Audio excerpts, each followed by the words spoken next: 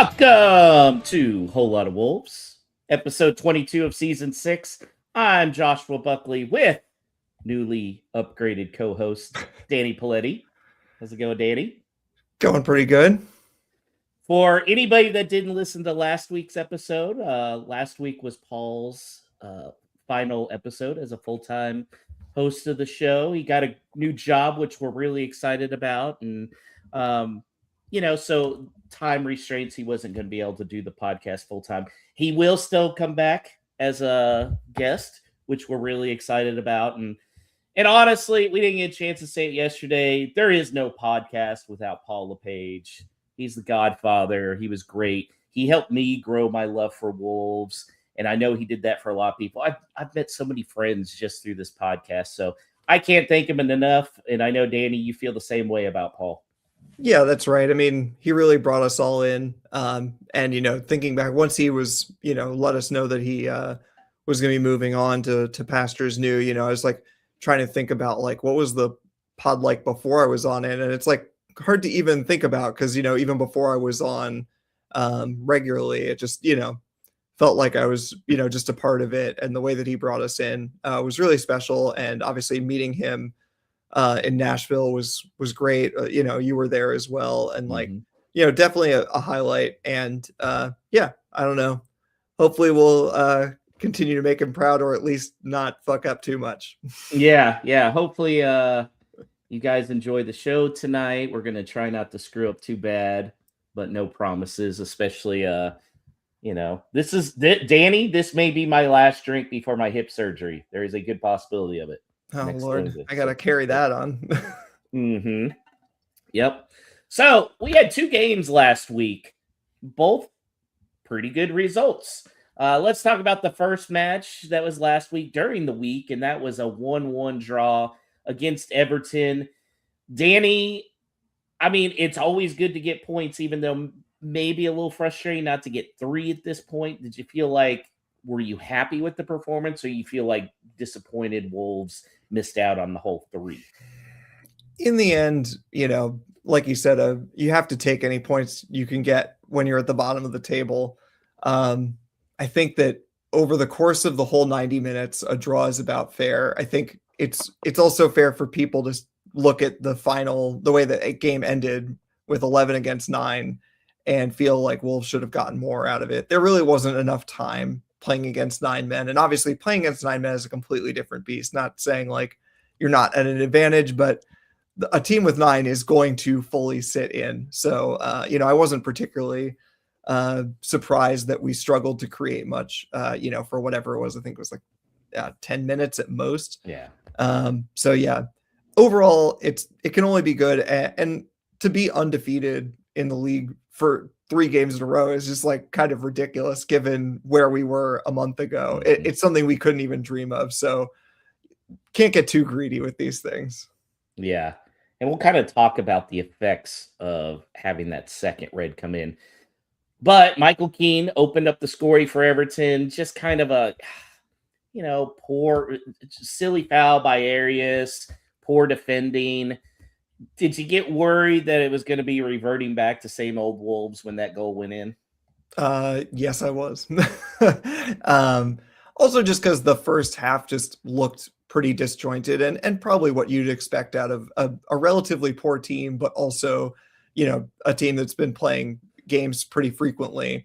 At some point they've got to, not be able to hold this sort of thing, this fragile thing together. So wasn't super surprised, but it was still a bit of a slog to get through that first half where we just kind of like old Wolves, just like couldn't get anything going, couldn't keep possession really to save our lives. And then the way the goal went in, it's like almost, copy and paste from a lot of goals this season. Even in the worst times where it's like, there are players that you could pick out that should have done better. I think Hechan gave it away. I think, Arias committed the foul. It's just like really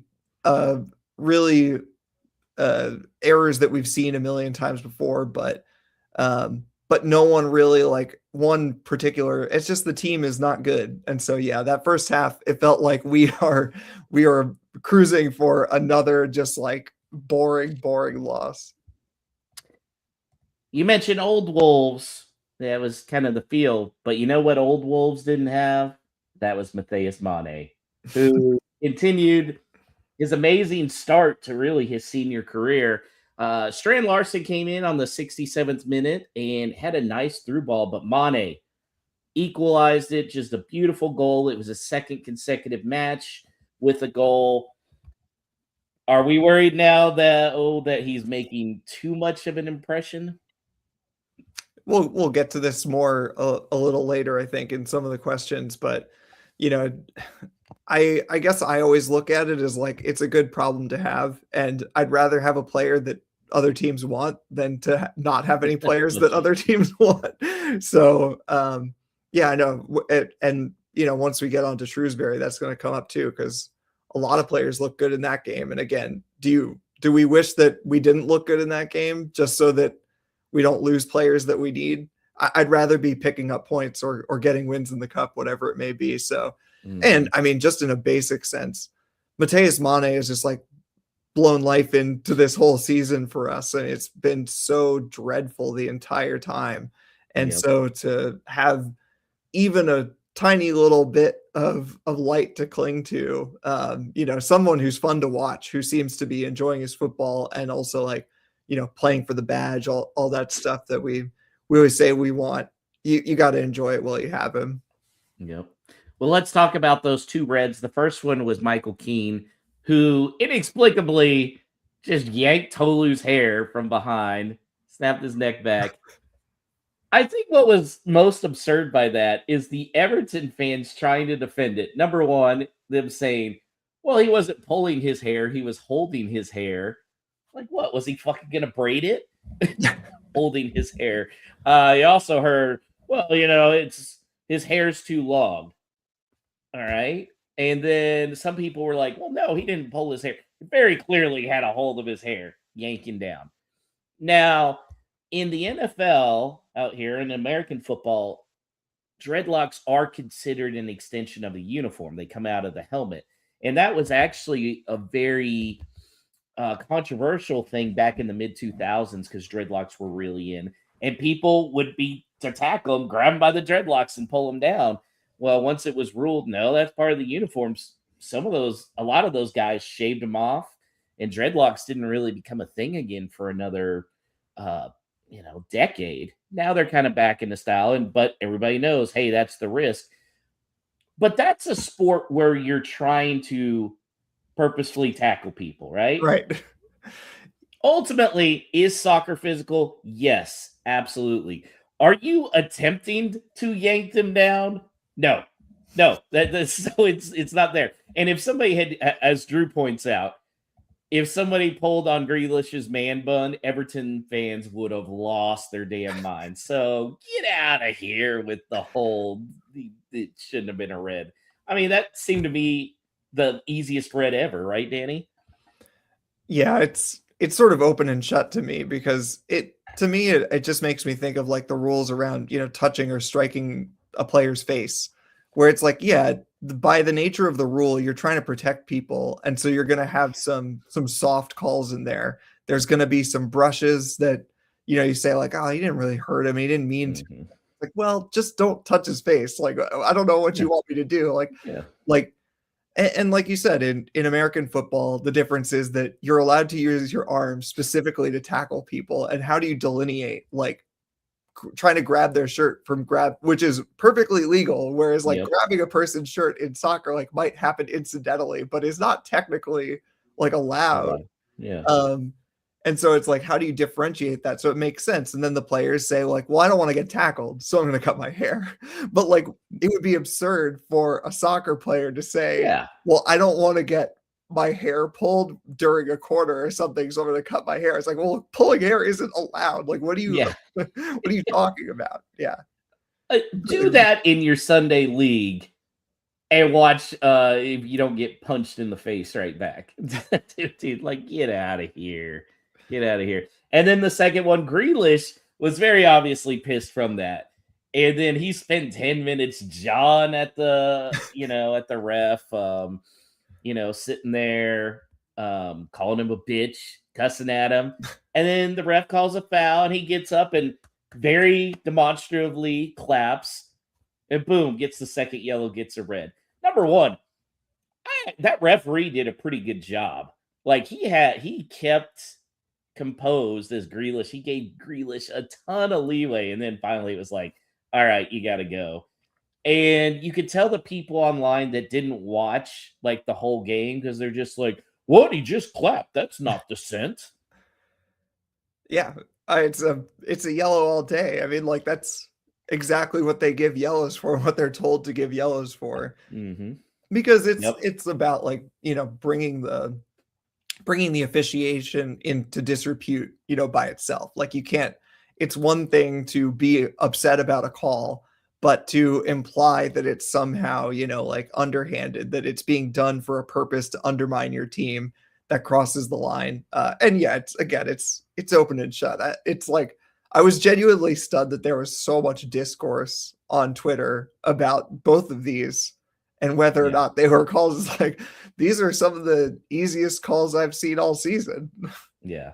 And now to prove that we are unbiased, I didn't even see the Hwang Hee-chan challenge until after the match, and it popped up on my Twitter feed. That should have been a straight red. Like, I mean, he even though he did he did get a little piece of the ball. I mean, he could have broken the dude's leg. That should have been a red. That's more than I'm willing to say, and I don't think he's about to break the guy's leg. I think it's an easy yellow, and I think under the right VAR examination, it could be a red. I thought it was a red. That's fine. I'm the unbiased one. Danny's going to be the homer. So once they were down to 10 men, I did feel like that second red actually hurt Wolves' chance to get a result because of the fact at that point Everton just completely parked the bus. I think they were still trying to get the winning goal when it was 10-11, but there was really no chance, right? Yeah, absolutely. I mean, and you saw it in the way that David Moyes sort of reacted to all that. All the sort of argumentation in the press about whether it should have been a red card, all this nonsense, it is really just like in part because no one wants to be losing to the team that 2 weeks ago only had 2 points on the board. Yeah. And even now that we've, tripled that or whatever, I think that no team really wants to lose to Wolves or even draw, especially if you're fighting for something. And I think, Everton have had some rough results recently. And so for him, it's like, it doesn't look good to even draw to Wolves. And so at 10 men, I think you still are trying to go for it because you think we ought to be able to score another goal against Wolves, which to be fair, they probably could have, like it was an open enough game, but that is not the way it went. So sorry about it. Yep. Well, 1 point in league play. Hey, it's 1 point. We need a lot of those to kind of get out of this mess, but at least the games are being a little more entertaining. And speaking of entertainment, Wolves opened up the FA Cup with a 6-1 win over League Two Shrewsbury Town. Now, Danny, I'm going to make a confession here. I was in Vegas. That game kicked off at 4:15 Vegas time. There was no fucking way in hell I was waking up to watch a Wolves Shrewsbury Town game. So imagine my pleasant surprise when I woke up and saw the massive win. I mean, very exciting, right? Yeah, I'm sure Alex is still disappointed that you didn't just stay up from the night before. Look, man, I'm an old man with a fake hip and about to be a second one. Like, cut me some slack. Yeah, that's fair. Yeah, I think I said on our group text that, Elise's MO this season has been that if it's an early game, she'll wake up around halftime and then either come down or just text me from upstairs, how it's going.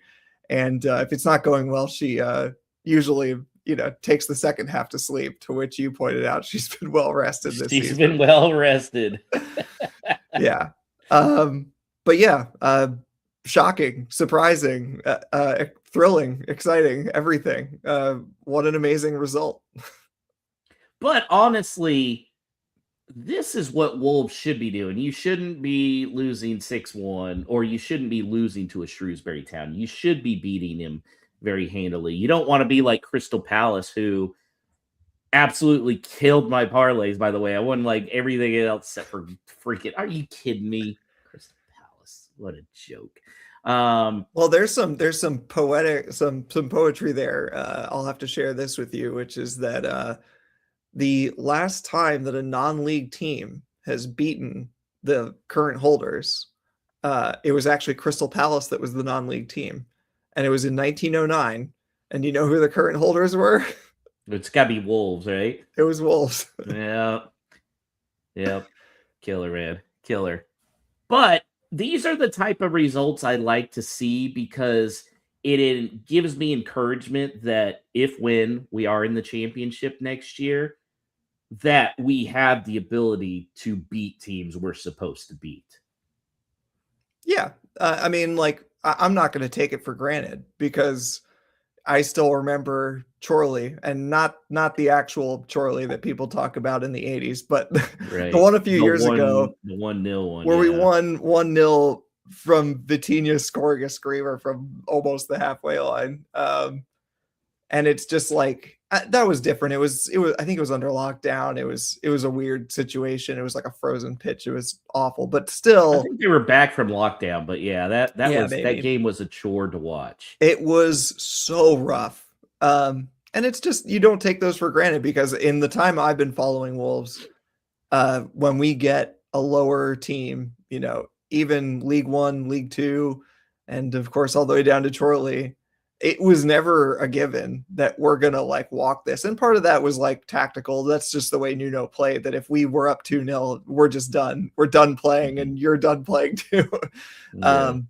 But still, and that's like, it's just nice to score goals and to have joy. And just to put these teams to the sword and show, like, and again, this is sort of what we've been asking for this whole season, is just for these players to show everyone that, like, okay, but we're Premier League players and we should be able to beat this team handily. And here we're going to do it. Can we talk about how miserable Jeff Shee must have made everything?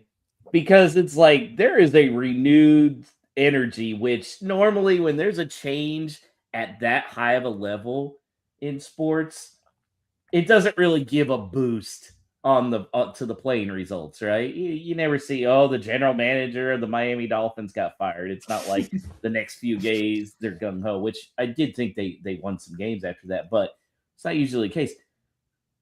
I mean, they must have hated this guy, even down to the players. Like, this is just a completely different energy. It is wild that we are undefeated since Jeff Shee left. Is that undefeated because Nathan Shee is here, or undefeated because Jeff Shee has left? Oh, it's because Jeff's gone. Yeah. Nathan's done some good things, but it's like, man, we're healing. We're healing. The players are playing well. The manager's learning some things out. And, we're recognizing Manny for his great work. It's a whole new Wolves. Yeah. Love it. I mean, because you bring that up, I just want to say, like, I wouldn't read too much into it. I never want to read more into it than, like, I think I can. I'm just a guy out here in the US, but those are the things that, like, can trickle down to the coaching staff, which then gets to the players too, is like just the general vibe around the place. I sort of asked the question online. I can't remember the first game that they did this for, but the, kid for a quid thing, where it's like you can bring a kid for a pound. And it's just like those. I asked, like, what are the chances that this is only now happening again because Jeff Shee is gone?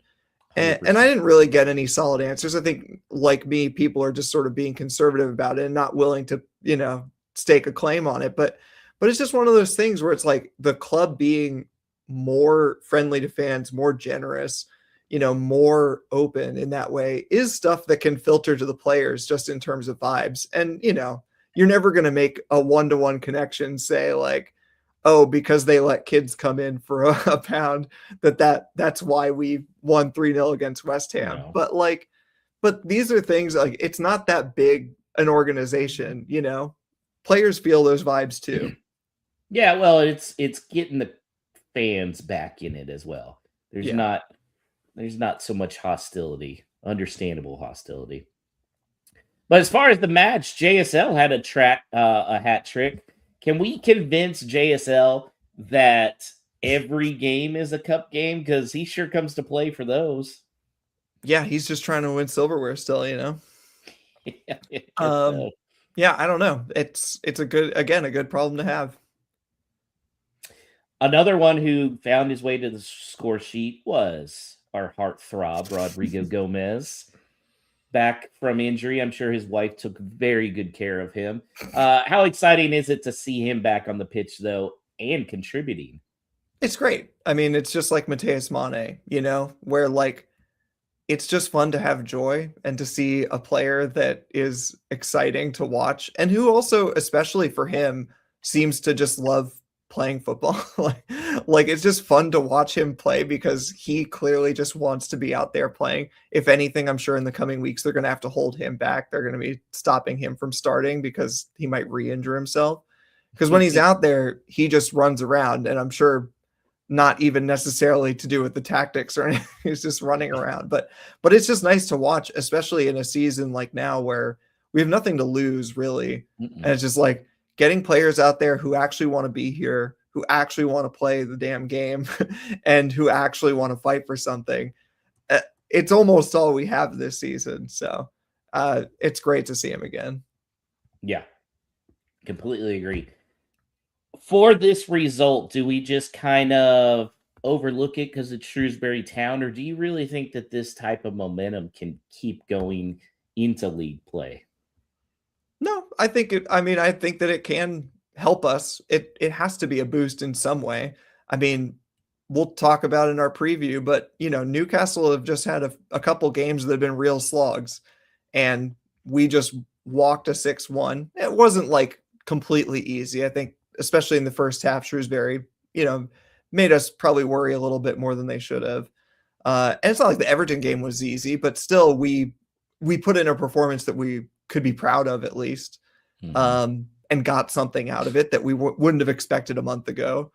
And so confidence is everything. And I think someone pointed out like the losing streak that Krejci was on before we beat West Ham because like him with Girona, they also were not winning games. And so like he had not had a win in like longer than Wolves, I think.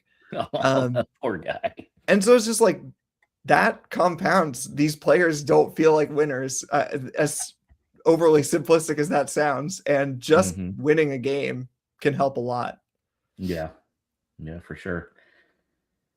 So they ended up pulling Grimsby Town in February for the next FA Cup. How are we feeling about that? It's the magic of the cup. It's a great draw.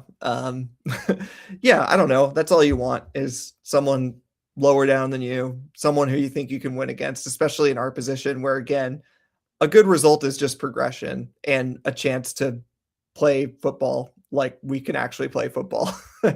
And maybe that means that it's not against a Premier League team. But yeah, we can't take it too lightly. Obviously, they knocked off Man United in the Carabao Cup previously. Although, you know, Man United tax on that one. I think I watched that game even. It was like a complete downpour and it was just so miserable. But I mean, Grimsby made them work for it and that's how they got through, you know? So yeah, can't take it lightly, but it's as good a draw as you can pretty much get at this point. So it's exciting, I feel like, to get, like you said, these opponents who you should easily win.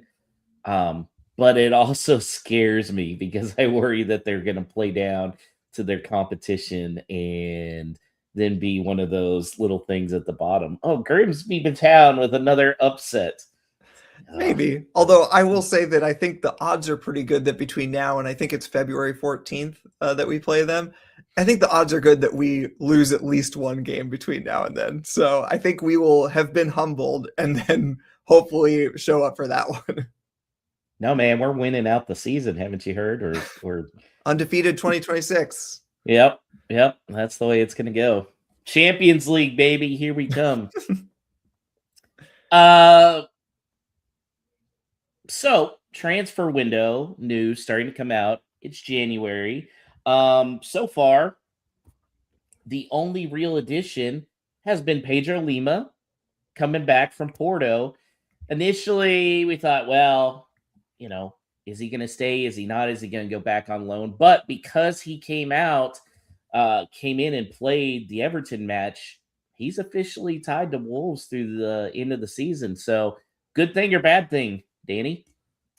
I see it as a good thing, mostly because he's at least from the tiny bit that we've seen him, he seems to want to be here, and why not?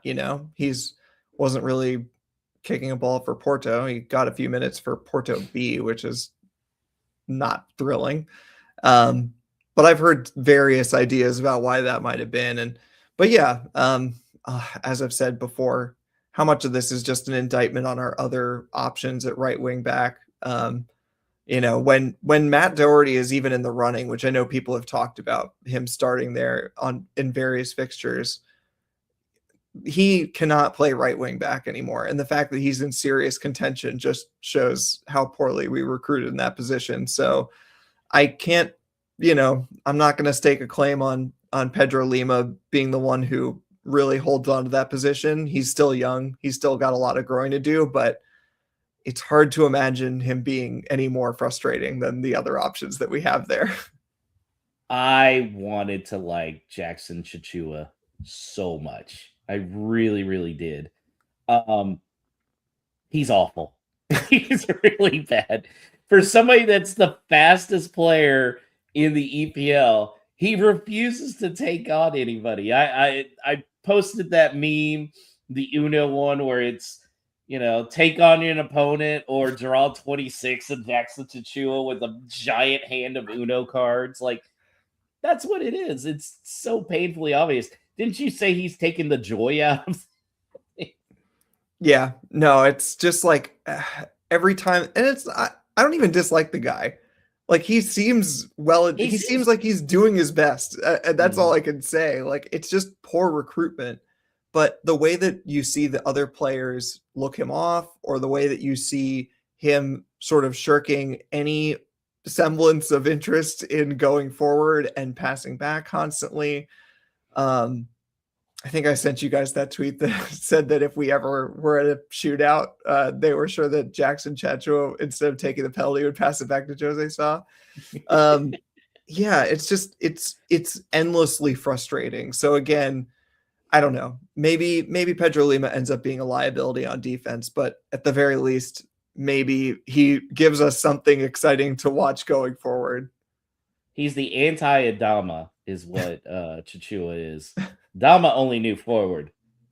Jackson only knows backwards, man. So frustrating. Kiana Hoover did go out on loan to Sheffield United. You think that's it for him in his Wolves career at this point?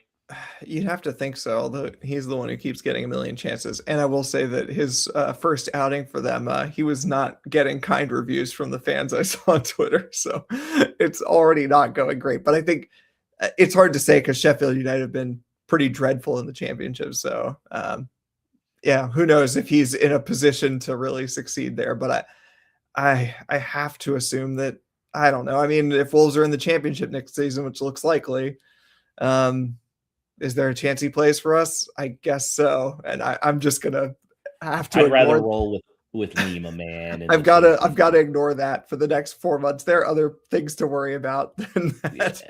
Yeah. Somebody else could be on their way out. Agbadu Besiktas is coming after him. Apparently, they've agreed to terms, trying to get him on loan. Wolves said, "Yeah, no, not absolutely not. They want a lot more. They ain't getting 20 million that they want, though. I can tell you that." John Arias, another one, it's been bandied about. I'd be okay with him leaving, Danny, if they got just their money back that they spent, but I don't even know if they'll get that. What do you think? Yeah, I don't know. It's again one of these weird things where now he's actually in form. He's actually starting to perform for us, and now it's like, well, we don't have that many attacking options to begin with. So how can we let go of someone who's actually doing something right now? And maybe it falls apart. Maybe he reverts to the way he was in the first 3 months, but but it's just, what do we have to fall back on? So I don't know. I think the vague sense is that he's probably going to end up staying. He's made some vague comments that he wants to stay, but it's just like, obviously no player is going to come right out and say like, I'm not going anywhere, when he has a chance to potentially leave and, and keep solidifying himself in European soccer or whatever. So yeah, hard to say, but it just doesn't feel like one that that's going to happen. But I imagine, especially with Brazilian clubs, there's going to be news about it, because they should be starting up their season soon, I think. So like, that's kind of like, this is like prime time for their transfer news. I think ultimately he doesn't want to leave, because his whole point was he wanted to test himself in Europe, right? And if you go back to Brazil, I mean, it's kind of, are you calling just recognizing that it was a failure and you weren't up to that level, or is it just because you were on a shitty team? I don't know. So I guess we'll see. JSL talks out there, had a hat trick. Yeah, let's raise the price. But do you seriously think he's going to move? I still do, but I think it's probably going to be more of like a loan with an option. Yeah, I don't know. Again, it's so strange, because I was expecting there to be way more rumors, and there's just been like a handful of Premier League clubs. West Ham and Forest seem obvious because they're both trying to escape being relegated. As a person who would love to believe that Wolves could escape this, I really wouldn't like to sell him to them. But then, like, even teams higher up, I mean, like, I could see him playing for Everton. That seems like an okay fit. But they're just like, there was one fleeting rumor, and it's just UK paper talk stuff. So it's like, there's been nothing really solid. And so I don't know, if he does go, they're probably going to have to buy another striker, because do you want your backup to Tolo being like playing through the middle, which like, No, like serviceable for a game or two, but kind of like completely wrecks any of like the positive stuff that we're doing. Doesn't work that way. so yeah, it feels complicated right now. I'm surprised that it hasn't been a bit more of a fire sale. Drew from Pittsburgh says, nothing is happening this window with anyone, it seems. We'll see. It's still the 13th. The window is young. Also, Napoli reportedly wants João Gomez. Apparently, there's an agreement with him to join Napoli in the summer. No deal with Wolves, nothing quoted, so take it with a grain of salt. That wouldn't be a bad move for him, though, would it? Be great for us, because I don't want to play against him, basically. Well, we ain't gonna be playing against him next year, Danny. Well, not next year, no. But yeah, I mean, that would be a good move for him, probably. I don't know. I can't. This is another one that I have to compartmentalize and not think about João Gomez leaving us. I know, but it was like slightly encouraging that there are already signs of like, here's this deal that's going to be structured around a sale in the summer, and with a price that is negotiated kind of like with the understanding that you're negotiating it while Wolves are technically still not relegated. So maybe you get a little bit more, and also like the player gets to stay and say a proper goodbye, and also help Wolves salvage something out of the season, even if it's not avoiding relegation. That would be about as good of an exit as you could hope for at this point. If for some unknown reason he ended up staying and playing in the championship, build a statue for him. He's up there with Neves as far as I'm concerned. It'll be tough to lose him. Well, we do have another game this week. It is Wolves versus Newcastle at 9 a.m. Eastern. That is 8 a.m. Central. And maybe 10 a.m. Eastern, Fort Lauderdale. Who knows these days? I don't know. Who knows what time it is there? Yeah, Newcastle, like you said, had a little bumpy times, but they found some form. 3 straight wins. They're up to 6th in the table. I hate Newcastle. I will never forgive them for turning JSL's head. I'm sorry. I usually didn't have a problem with Newcastle. I had no problem with them, but I've had plenty of problems with Newcastle over the years. Yeah, they were very low on my go fuck yourself scale, and Yeah. now they've moved up there. Fans are still fine, but so anyways, they advanced in the FA Cup as well. They won a penalty shootout against Bournemouth. So what are we thinking with this match as far as, do you put JSL back in the lineup after a hat trick, or do you still go with what's been working with Tolu out there starting? I think that you can't change up Tolu. Like, the whole point with the FA Cup starting JSL was just, to, like, we've had all these games really quickly. Tolu's going to get a bit of a break. We know that he's not like a 90-minute guy every single week anyway.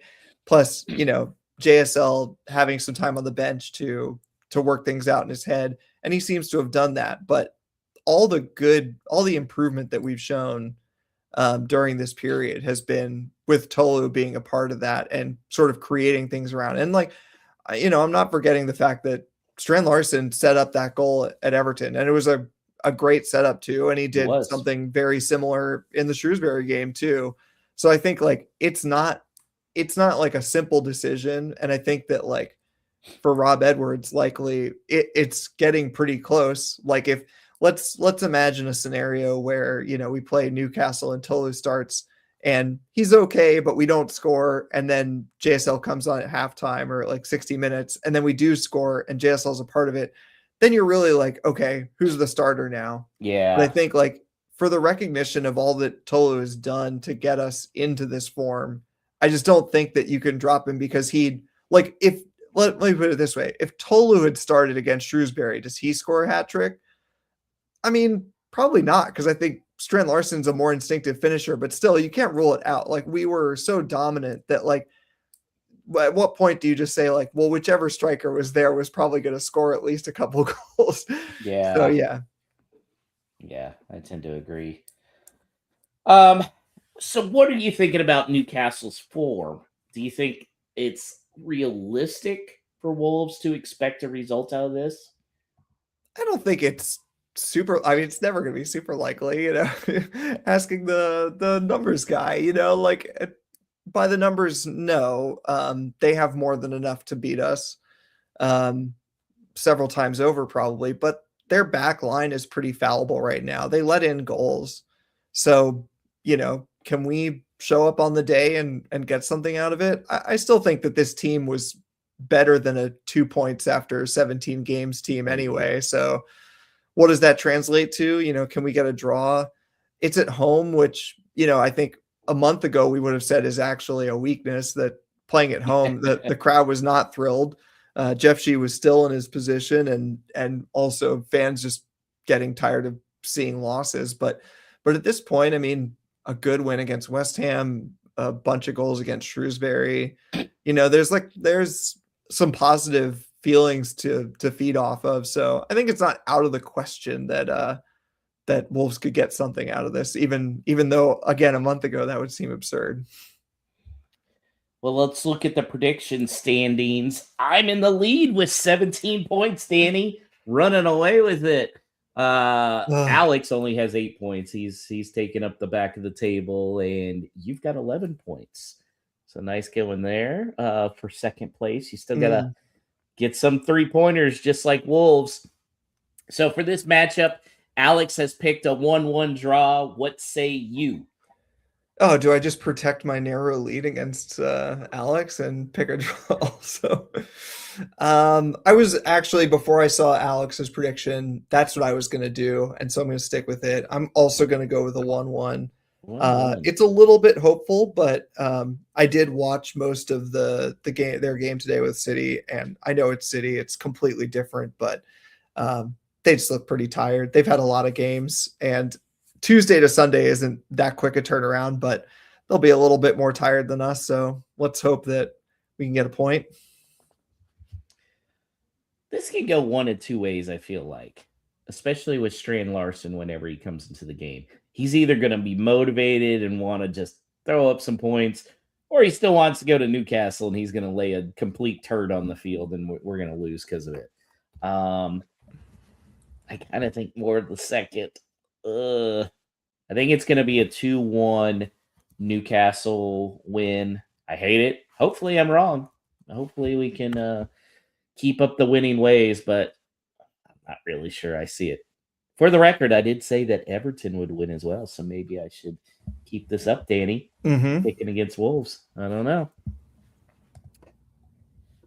Well, we mentioned Paul was amazing for the show. He also kept our nerdy side in check, Danny. And that's probably for the better, but you know what? We're going to unleash it a little bit. Josh today. couldn't resist. I could not resist. Danny, I'm sure you know this. It is the 25th anniversary of the Lord of the Rings movies. Yeah, because you keep reminding me. I keep reminding you. They're going to be in theaters this weekend. Are you going to any of the three? I am not, and I'm sure that through this segment you will see that I'm a little bit of an insufferable book fan. Although I did first come to the series through the movies, I have become a bit of a purist. So okay. I have tickets on Saturday for the Two Towers, which is my favorite of the three. I think it's great, but it got me thinking. In honor of the 25th anniversary, it's time to wonder which of Wolves player best personifies the different Lord of the Rings characters. So I'm going to give you a Lord of the Rings character, and you tell me who you think is that Wolves player. Frodo, he's the innocent. He's there. He's gonna save the world just with his innocence and being able to take the ring. So who in your mind is Frodo on Wolves? Yeah, I think that there's not a clear answer in some ways because Frodo is really kind of a more spiritual character. But I think that if I had to be pressed on this, it has to be Sweet João Gomez. He was pulled into this quest, if you will, through the Free João Gomez campaign. He's really quite sweet and innocent, and also he may be going into the West not too long. So my choice was Rodrigo Gomez because I feel of all the players on Wolves, he's the most innocent. Maybe not in the bedroom. If you've seen his wife, you understand. But, this is what Paul would object to, is that part. But that's my choice. Samwise Gamgee, who is the ride or die. He's there for you no matter what. Who's that? I mean, with that setup, easy answer, Matt Doherty. I mean, he's been with or associated with the club for over a decade now. Also, Sam, the son of a humble gardener, and likewise, Matt Doherty used to work with his dad's, I think, like carpet cleaning business or something. So, very working class roots. I thought this one was where I put João Gomez because I think João Gomez is a ride or die guy for sure.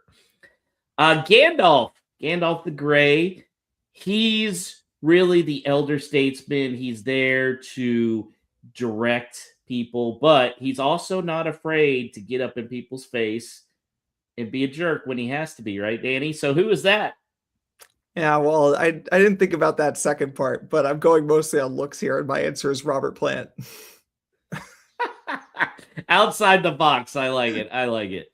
I thought this was a good spot for Doc because I feel like he's able to guide the youngsters, but when it comes down to it, he's not afraid to speak his piece. And if you want a player, I think João Moutinho is probably the closest. I think he could be pretty grumpy a lot of times, especially I understand he was very competitive and didn't like losing, even though the games in the clubhouse. Yeah, I could see that. How about Gimli? Gimli is a little, curmudgeon, but he's strong. He uses his strength. What are you thinking there? Yeah, well, I went through a number of the diminutive players who have played for us, and I think I finally settled on a perfect answer, which is Daniel Podence, who, far from setting aside his, I don't know his background, but any racial animosity he may have had. In fact, one of the last things he did for Wolves was to punch a player for being racist to He-Chan Wang, and that feels extremely Gimli-coded. Yeah, that's a really good one. I was really struggling with Gimli. I kind of thought maybe Yersin Mosquera because of the fact that he's in a little competition with Legolas from stuff, and he seems like he's always wanting to to tangle with people, even if they're bigger than him, which isn't many with Mascara. So maybe height wise, but otherwise, Aragorn, he's the leader. He's the king that has been in hiding, but he is ready to come forth. Who do you think is Aragorn? I mean, it's the king. Who else can it be but Ruben Neves? Yeah, that's a perfect answer. Is Ruben Neves.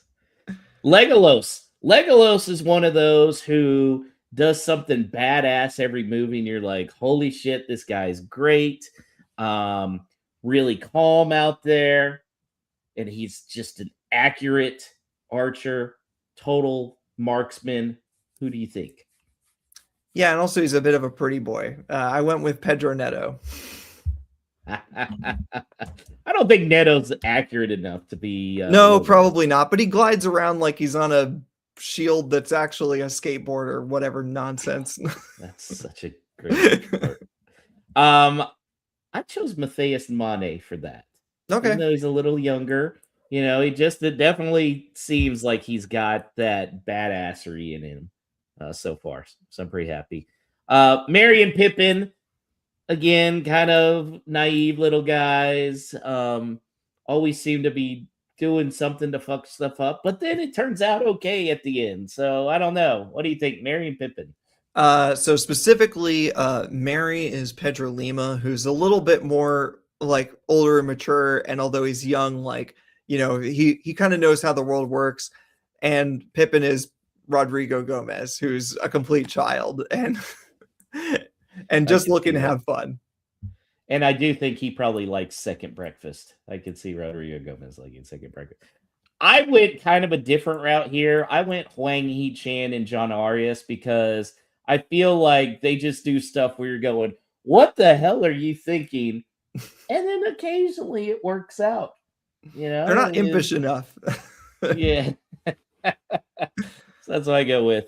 Boromir. One does not simply think about which Wolves player is Boromir. You really have to dig deep and understand. Boromir was the one who he really wants to help, but in the end, he's a man. He's probably going to try and screw you over. So what do you think, Danny? I had to think about this for a little bit, but then the answer became clear to me. And the answer is Mario Lemina, who was extremely brave and strong for us in the first 6 months, much like Boromir saving the hobbits on the mountain of Caradhras, where there's the snowstorm and whatever. But then eventually succumbs to his pride. And also, bonus, has a younger brother who maybe is a nicer person than him. I don't know anything about Noah Lemina, but could be. Could be. With this one, I thought JSL, because I feel like JSL early on, again, boy, this guy is going to be awesome. He's going to come through for us. And then his head turned. It was Newcastle for JSL. For Boromir, it was the power of the ring. It caused his head to turn. That's mine. This last one should be fairly easy. It's Gollum. Everybody knows Gollum. Who's Gollum? The answer is Jeff Shee. The answer is Jeff Shee. Always Jeff Shee. Not even a question. I've got a bonus one. I feel like Gollum may have had some redeeming qualities, and he kind of felt bad for him. Jeff Shee, no, you don't feel bad for him at all. Well, he at once was high-minded, said we were gonna, try to do what City did, and we were gonna, build a 60,000 seat stadium and all these things, and over the years he's been worn down. I do have a bonus one here. Okay. And you can go if you want, but I thought about who is Theoden, who of course is roused from his old age and the whisperings and whatnot, and rides to one final glory. And I thought that has to be Diego Costa, whose body maybe could not do it anymore, but still imbued the team with a certain amount of fight and resolve that they didn't otherwise have. Who would have been his worm tongue, though? I don't know. I don't know enough. I don't know. Some agent or something. Yeah. Now we're getting into full nerd mode. So We do know a few people, Danny, that probably enjoyed that. Stu, that's for you, buddy. But that's me and Danny's nerd segment right there. All right. And now it is time to go into one of our favorite segments is No Stupid Questions. Of course, this is the time of the show where you, the listener, can ask anything about the wonderful club that is Wolverhampton Wanderers. And of course, originally it was meant so that people could ask things about, British culture and the history of Wolverhampton Wanderers, as well as any other nonsense they wanted to slay us.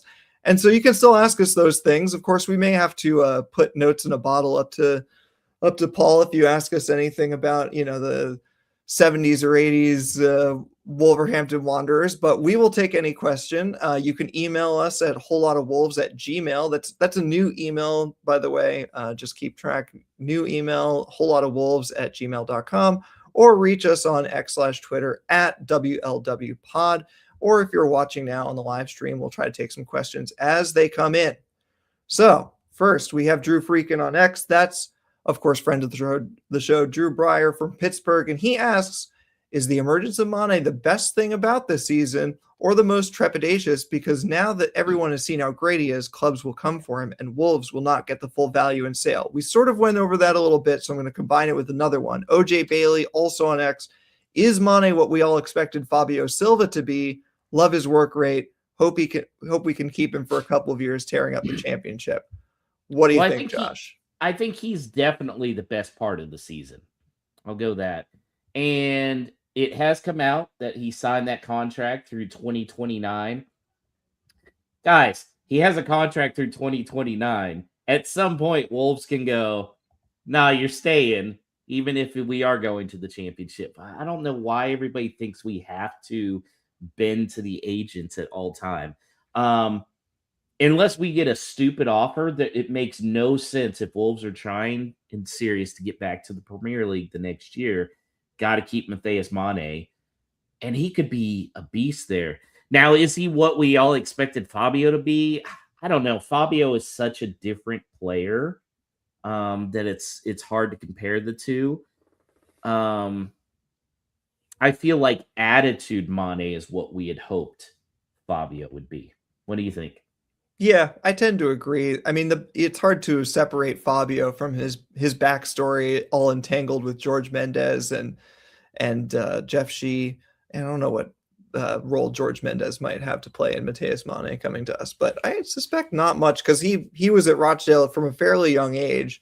And so it's just, again, it's a completely different origin. And so it's a pretty different situation. So yeah, undoubtedly the bright spot of the season so far, and very well could be the bright spot of the whole season. He might win player of the season for all we know. But yeah, At this rate, hopefully be able to keep him. It really depends. I think we're all assuming that he's just going to keep going as he does, but it's pretty unrealistic to expect, especially in a very bad team, that an 18-year-old is going to keep scoring a goal every game or two for the whole season. Of course, if he does that, then I'm sure that we will not keep him, but the likelihood is that he does not continue to tear it up like that. What's your price right now that you would have to be offered right now to sell him? That's so hard because if we're talking about like a January sale, on the one hand, I think you could imagine it being a fairly low number just because there aren't the numbers to really back up that he can do this long term. On the other hand, what else do Wolves even have on our team, that can create things? I mean, we've started to put something together with other players. So yeah, it's really tough. I think that I don't know how disappointed people would be, but like 10 million would be pretty crazy for like an 18-year-old who's played like 5 games or something.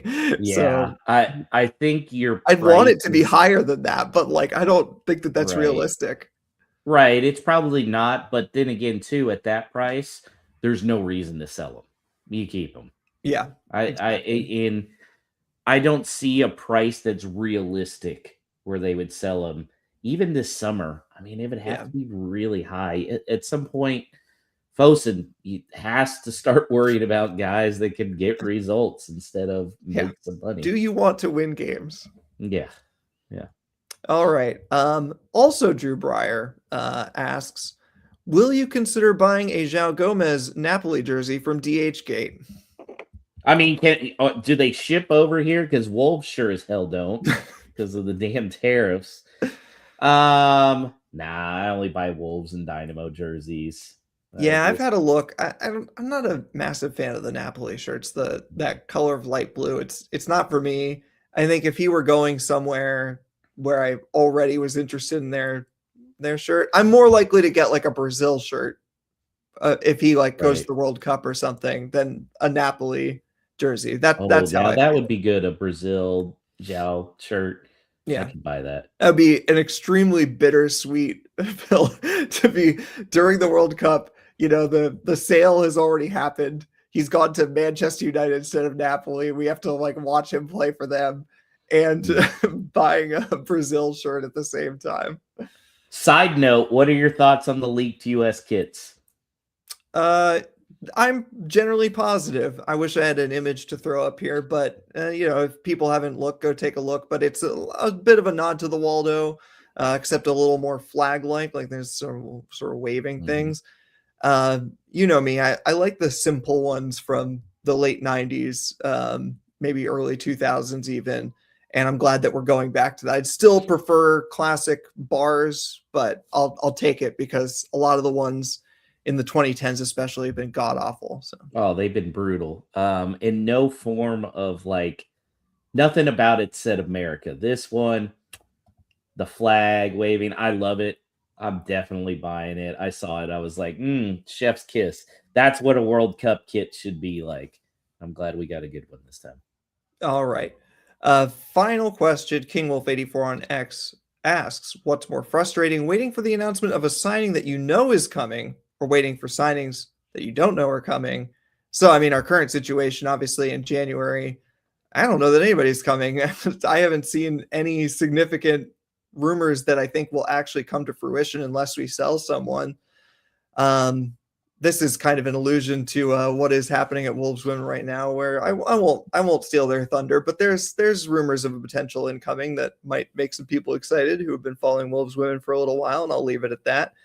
But I do want to use that to segue into just saying that even though it is, of course, at the very same time as the men's game on Sunday, the women's game have a rare game that is being shown on Wolves TV, so you can dual screen that one, and I probably will be. Yeah, I don't know. Waiting on any signings?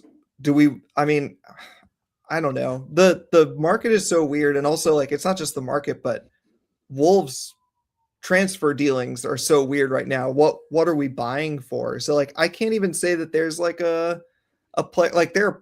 I guess there's a couple players that I'd like to see come in. What about you?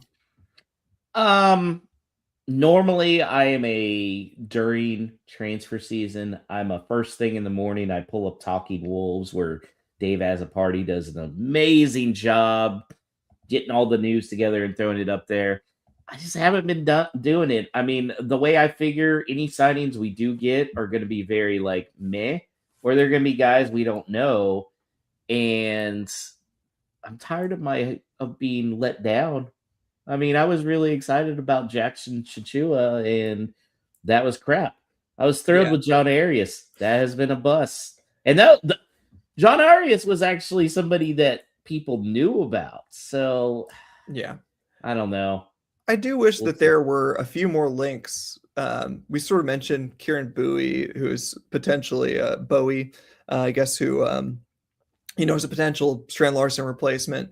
But players of that kind of level, where like maybe they're playing for sort of championship level or in Scotland, where they're players who are probably not good enough for the Premier League, but good enough to put up a fight. And then we're looking towards the future. I mean, the big one, obviously, for the two of us and for Stu, who I'm sure will be listening tomorrow, is Josh Sargent. But someone like that, who like he's in a team in the championship who have no shot at promotion. So it's not like he's giving up a potential spot in next year's Premier League. But he Right. still gets to, be playing on the biggest stage before the World Cup. And then we know he's a proven championship goal scorer. I'm not like hanging my hat specifically on Josh Sargent forever. I'm not like his biggest fan, but like that kind of sensible signing from that level, I could be excited about that kind of rumor. Just give us some rumors.